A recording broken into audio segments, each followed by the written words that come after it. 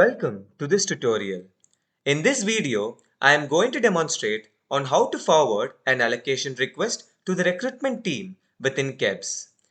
If a resource manager does not find any suitable resource for allocation, an internal forward can be done. But if there is no suitable resource within all the departments of the organization, a new resource is supposed to be hired.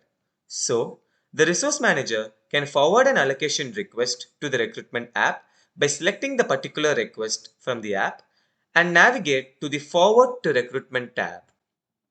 In the tab, the resource manager can click the Forward button. Once done, the status is changed to closed and the allocation request will be changed as a recruitment request and will be landed in the recruitment application for further action. Thanks for watching.